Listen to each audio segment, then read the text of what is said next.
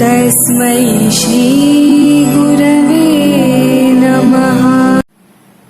નમસ્કાર બાળકો, ઓનલાઈન એજ્યુકેશનમાં આપનું સ્વાગત છે. શ્રી સંસ્કાર સ્કૂલ વઢવાણ ધોરણ 5માં હિન્દીમાં છે છઠ્ઠું હંસિકા પિટારા. હંસિકા પિટારા એટલે શું? હાસ્યનો ખજાનો. તમે જુઓ છો ટીવી ને આ બધું, તો તમને હાસ્ય ક્યાંથી જોવા મળે છે? તો તમે કપિલ શર્મા શો ની જોતા હશો, તો એમાં પણ તમે પિટારા શબ્દ સાંભળો છે ને. ઓલો બચ્ચા યાદવ છે એ શેનો પિટારો રાખે છે? તો એ જોક્સ કા પિટારા રખતા है. वो हरदम बोलता रहता कि मेरे पास तो जोक्स का पिटारा रहता है. તો એ સાંભળી અને આપણને ખૂબ જ હસવું આવે છે. તો અહીંયા પણ એક हंसी का पिटारा है. तो चलो बच्चों, तो जीवन में हास्य का बहुत ही महत्व है. हास्य जीवन में दुख को भुलाकर नई उमंग भर देता है. हंसने से स्वास्थ्य अच्छा रहता है. જો આપણા જીવનમાં હાસ્યનું ખૂબ જ મહત્વ છે.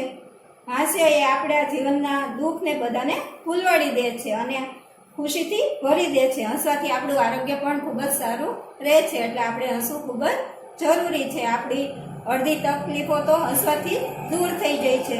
તો જુઓ, પહેલું અહીંયા ચિત્ર આપ્યું છે એ તમે બરાબર ધ્યાનથી જુઓ અને જોક્સ તમને સમજાઈ જશે. તો પહેલું છે, બેટા देखना गेहूं सूख रहा है, कहीं गाय न खा जाए. मम्मी ने क्या कहा कि तू गेहूं નું ધ્યાન રાખજે, કઈ ગાય આવી ખાઈ ન જાય. अरे अरे गद्दा गेहूं खा रहा है और तुम उसे हटा नहीं रहे हो. माँ ने क्या कहा कि गधेड़ो આવી અને ઘઉં ખાય છે અને તું એને કાઢતો પણ નથી. તો નીચે જુઓ, आपने तो गाय को हटाने को कहा था, यह तो गद्दा है. इसने क्या जवाब दिया कि તમે તો ગાયને કાઢવાનું કીધું તું, અહીંયા તો ગધેડો છે. તો એ ગધેડાને કાઢતો નથી. સમજાઈ ગયું ને જોક્સ બાળકો? તો જુઓ, હવે આપણે બીજા જોક્સ જોઈએ. તો दो दोस्त हिंदी व्याकरण की तैयारी कर रहे थे. पहला दोस्त बोला, दीपक मिठाई नहीं खाता, इसमें दीपक क्या है? तो दूसरा बोला, दोस्त मूर्ख. दूसरा दोस्त ने क्या कहा कि मूर्ख है, एम के दीपक मिठाई નથી ખાતો. તો બીજો દોસ્ત કે તો દીપક તો મૂર્ખ છે, કેમ કે મૂર્ખ હોય તો જ મીઠાઈ ના ખાય એમ. હવે ત્રીજું છે, मालिक ने कहा नौकर से, तू कोई भी काम करने से पहले मुझसे पूछ लिया कर. तो नौकर थोड़ी देर के बाद बोला, मालिक रसोई घर में बिल्ली दूध पी रही है, क्या मैं उसे भगा दूं?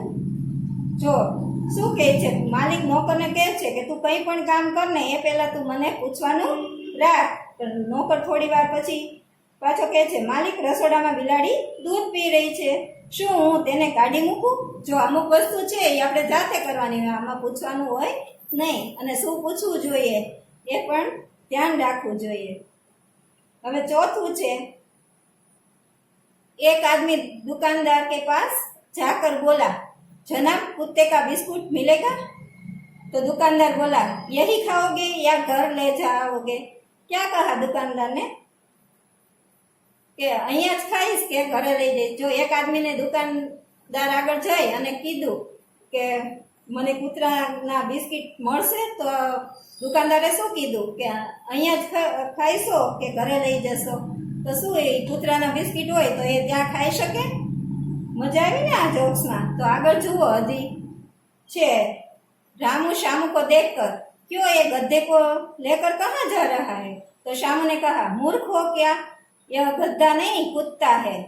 तो रामू ने कहा, मैं कुत्ते से ही पूछ रहा हूँ.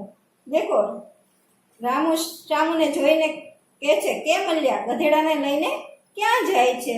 તો શ્યામુ બોલા, મૂર્ખ છે કે શું? આ ગધેડો નથી, કૂતરો છે. તો રામુએ કહ્યું કે હું નહીં કૂતરાને જ પૂછી રહ્યો છું. તો મજા આવી ને બાળકો આ જોક્સ સાંભળવાની?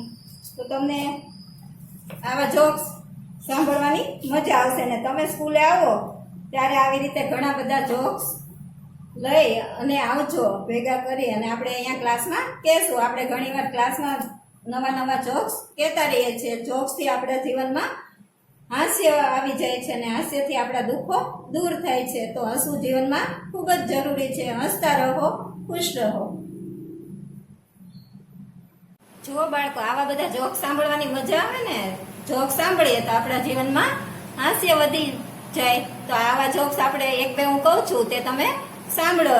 જો એકવાર છે ને એક કીડી અને હાથી રમત રમી રહ્યા હતા. સંતા કુકડી, સંતાએ જવાનું હોય ને તો કીડીને હાથી રમતા હતા. તો કીડી એકદમ મંદિરમાં જઈ અને સંતાઈ જાય છે.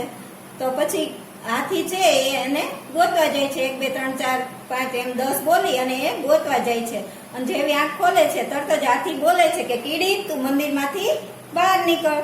તો કીડી તો પછી બહાર નીકળી અને એને પછી હાથીને પૂછ્યું, અરે હાથી, તે તો મને એટલી વારમાં કેમ આવી રીતે જલ્દી તે ગોતી લીધી? તો હાથીએ શું કીધું ખબર છે? હાથી કે મેં તારા ચપ્પલ જોઈ લીધા હતા, તે બહાર પડ્યા હતા એટલે તું તરત પકડાઈ ગઈ. મજા આવી ને બાળકો? તો આવી જ રીતે બીજો એક જોક્સ છે. જો અમેરિકા છે ત્યાં કારની શોધ થઈ. અમેરિકામાં એવી કારની શોધ થઈ કે જે ડ્રાઈવર વગર ચાલે. તમને તો નવાઈ જ લાગે ને કે ડ્રાઈવર વગર કાર ચાલતી હોય તો કેવી લાગે? તો આવી કારની શોધ અમેરિકામાં થઈ છે. તો કાર ચાલતી હતી. તો એક છોકરાએ પૂછ્યું આપણા કાઠિયાવાડીએ કે આવી રીતે કાર ચાલતી હોય અને કાર ભટકાઈ જાય તો આમાં મારવાના કોને? કેમ કે એમાં ડ્રાઈવર તો હોય નહીં. મજા આવી ને બાળકો? તો આવી રીતે તમે પણ ઘણા બધા જોક્સ ભેગા કરજો અને આપણી સ્કૂલમાં આવી અને કહેજો.